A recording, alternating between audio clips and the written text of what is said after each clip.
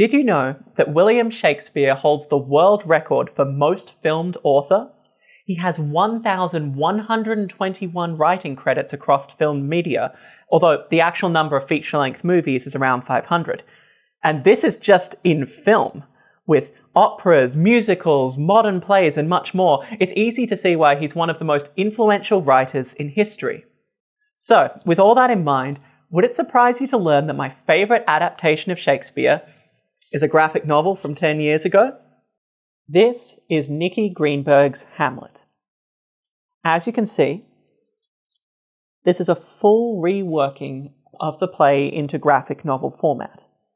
It doesn't cut out material like a lot of adaptations would. To use Greenberg's words, it uses about 90% of the original text. Greenberg is a writer and illustrator based in Melbourne, Australia, the same place I live. This graphic novel was released in 2010 and took 3 years to create. At over 400 pages, it is a very impressive work. Made even more impressive by the fact that Greenberg was also working part-time as a lawyer and was also pregnant while working on it. I first encountered this book when I was in high school, and I only really found it because I was going to be studying Hamlet and wanted to find some adaptations to give me a general sense of the play before diving in. I remember being blown away when I read it. Up until that point, the only adaptations of Shakespeare that I'd seen were movies, and they tended to lean away from the theatrical elements and instead just try and be more realistic. Greenberg, on the other hand, goes in completely the opposite direction. The characters are inkblots in a surreal theatre on the page, and yet, in reading it, I learned more about the play than I have in any other version I've seen. Even now, this is one of my favourite graphic novels, and I've read a lot of graphic novels. It's fantastic both for people who are new to Hamlet and those who know it intimately. This book really opened my mind to a whole new world of possibilities when it comes to adapting Shakespeare, so I wanted to share it with you. Making Shakespeare accessible with abstract art. There's a barrier of entry to Shakespeare's work for modern audiences. Although Elizabethan English is close to modern English in many ways, it also has archaic words and references to things that most modern readers won't know. This can be overwhelming at first, and any present-day adaptation has to help its audience overcome this hurdle. In film, acting really bridges the gap. People will generally pick up on intention through body language and vocal inflection, or even context, even if they don't understand all the words. But written adaptations don't have this luxury. There's no vocal inflection or movement. It all has to be shown on the page. One approach for graphic novels is to translate the text to modern English, such as in the No Fear Shakespeare graphic novels, which are based on a Sparknotes translation. I think this is perfectly reasonable, and I'm not a purist. Anything that gets more people to read Shakespeare is a good thing in my book. But Nicki Greenberg never does this, and it never feels like she needs to. All of the text is exactly as Shakespeare wrote it, outside of those small cuts. And I would argue it's just as easy to understand as a translation would be, possibly even more so. When I reread this recently, I hadn't read or watched any Shakespeare in a long time, probably at least 6 years, and I felt it. There were plenty of times when I didn't understand specific words or sentences in the text, but I always knew what was happening. And even more than that, I had a clear sense of the characters' intentions and psychology. Greenberg's abstract approach allows the reader to intuitively understand a lot of important details. Her character design is a great example of this. All of the characters are made of black ink, but each character has a unique shape based on their psychology. If we look at Hamlet, his head is a messy, unfocused inkblot to show his emotional instability. Both Hamlet and his deceased father, who we can see here, are broadly shaped like a lion, but while his father is drawn with detail, Hamlet himself is merely a mane-shaped splatter. This flawed imitation shows Hamlet's feelings of inadequacy compared to his idealized dad, perhaps implying that Hamlet feels that he'll never live up to his father's legacy. Another example is Polonius. Throughout the play, he frequently gives advice to other characters. People fluent in Shakespearean will know that this advice is misguided at the best of times, but newer readers might miss this.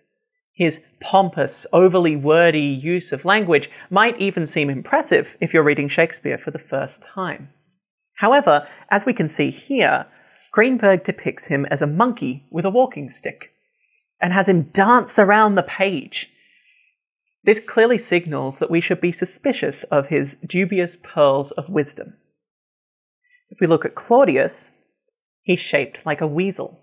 His long snout and shifty eyes beautifully convey his sliminess and cunning. Greenberg actually based this on the cat toy with a weasel and a ball that drives cats crazy. When asked whether this had any connection to Hamlet looking like a lion, she said her subconscious must have been working overtime. What's fascinating about this intuitive approach is that it's not something to be dissected or analysed, but instead shapes our immediate reaction to the character. You don't need to consciously notice that Claudius is based on the cat toy or that he looks like a weasel, but these subtle details come together to immediately make us suspicious of him.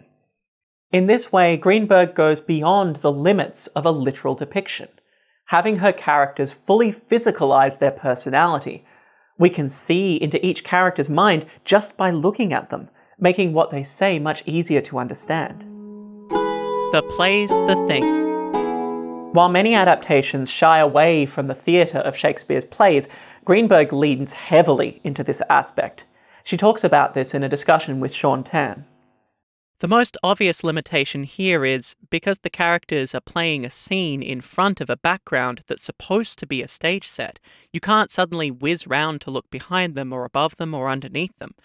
It's really shown from the position of an audience member against this background, and that's quite a limitation, but I actually found that very helpful.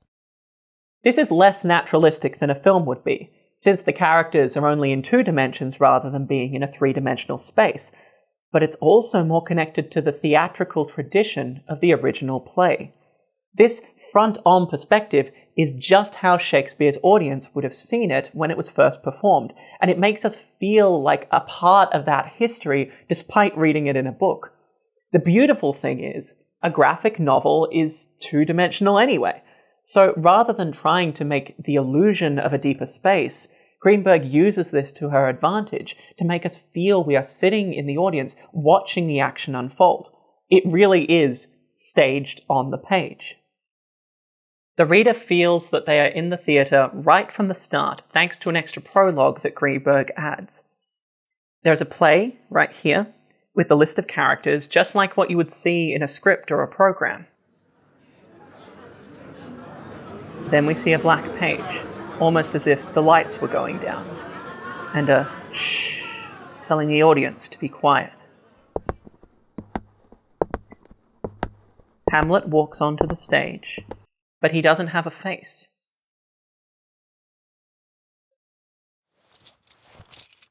We see him place his face on like a mask. And then he said the line, "I have heard that guilty creatures sitting at a play have by the very cunning of the scene been struck so to the soul that presently they have proclaimed their malefactions. For murder, though it have no tongue, will speak with most miraculous organ."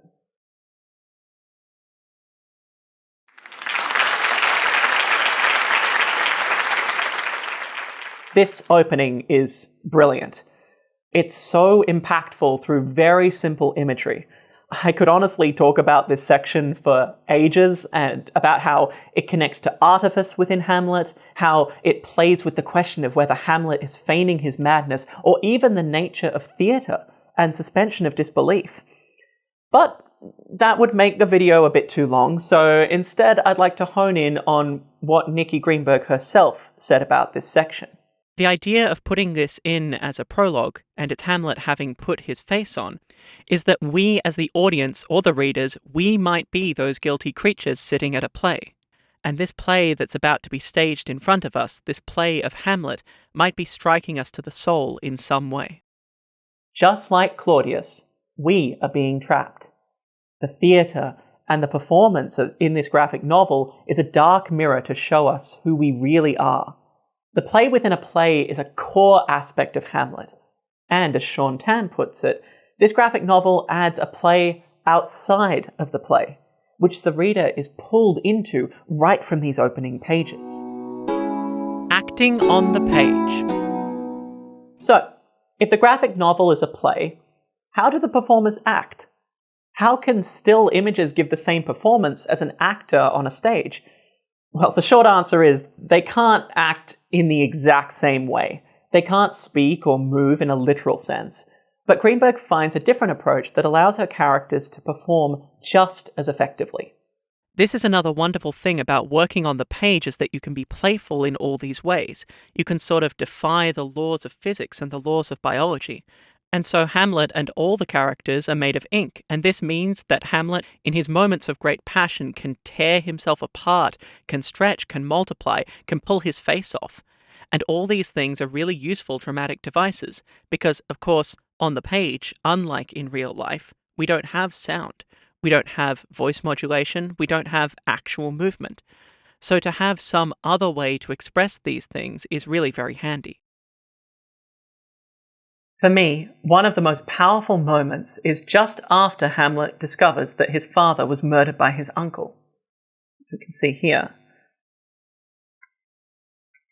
As the soliloquy progresses, he becomes more and more distressed and begins tearing at the black ink on his head, which starts to blend with the borders around, making him ragged and tattered. Eventually, we can see him bring out his sword here. He cuts into his own head, leaving a gash that is less like a scar and more like a giant crack in him, almost as if he was a broken piece of pottery.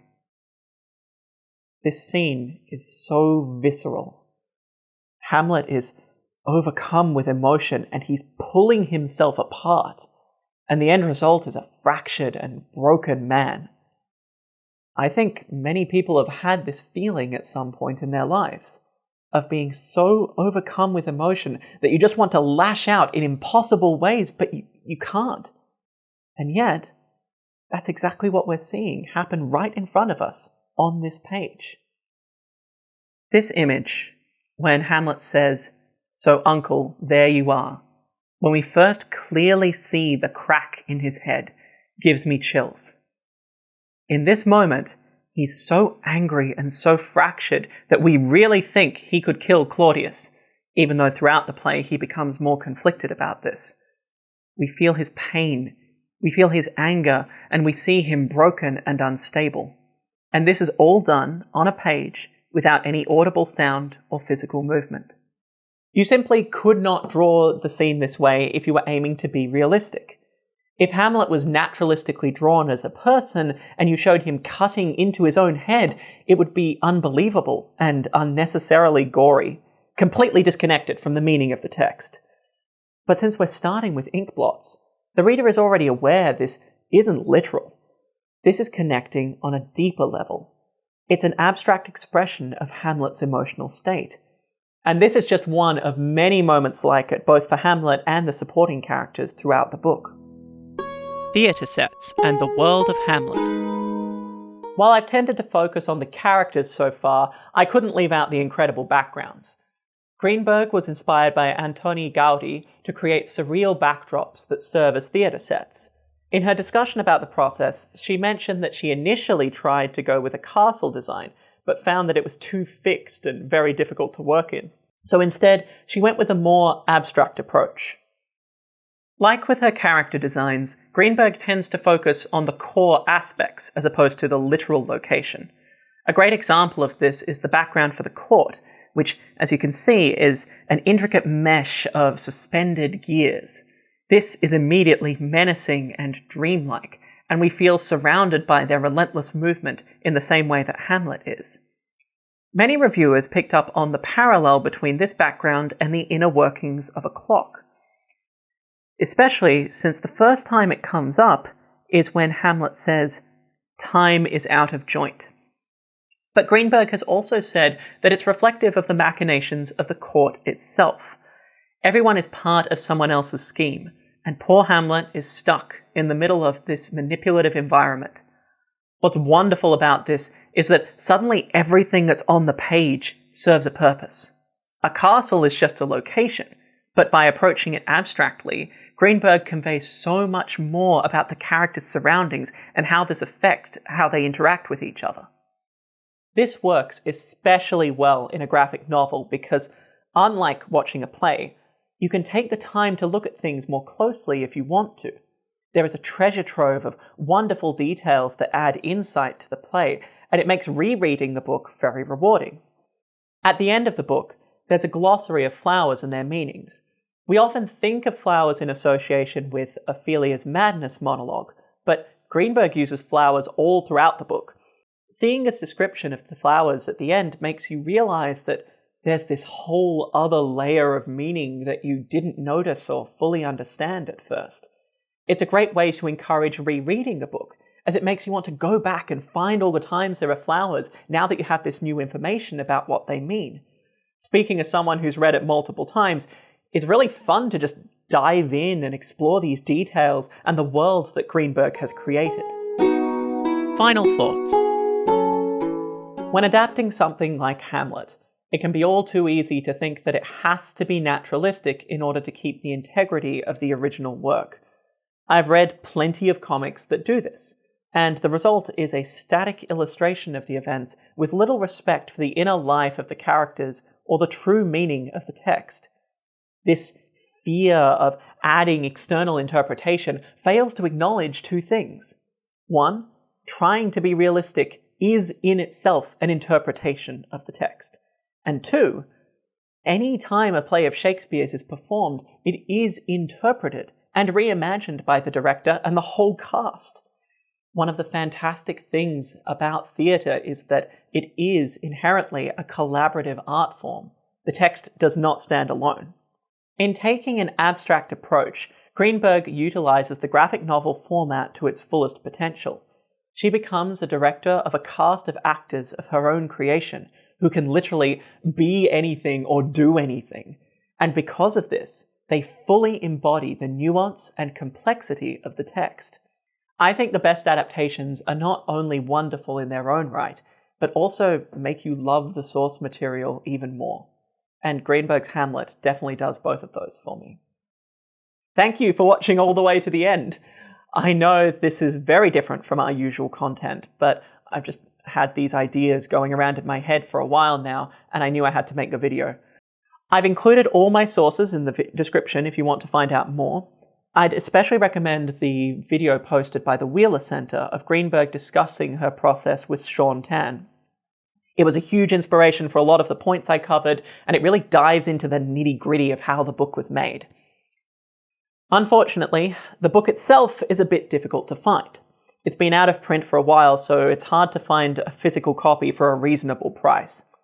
That being said, I actually came across it recently in a shop called Collector's Edge in Moonee Ponds. I'll put the link in the description. This was a couple of weeks ago, so I don't know if they still have it, but that could be a possibility. You can also get it digitally, but just make sure that whatever version you get, you have an app that can show 2 pages simultaneously. A lot of the artwork in this book spans 2 pages, so if your app only shows one at a time, it can be pretty clunky. If you buy it on Kindle, make sure you use the old version of the app, Kindle Classic, or Apple Books also just worked pretty well for me. I'd also recommend looking for it in libraries, particularly if you're in Australia. I found that the State Library of Victoria has it available on request, and the Mount Waverley Library has it too. Even with everything I've talked about, there's a lot that I couldn't include. So let me know if you'd like me to talk more about this book in more detail, or if you just would like more video essay style content in general. This is something that I've been wanting to do for a while now, so it's been really fun to kind of dive into it in this way. That being said, we'll be back with our usual videos from next week onwards. Thanks for watching. I'll see you next time. Thank you for listening. Please like and subscribe and ring the bell. Have a nice day.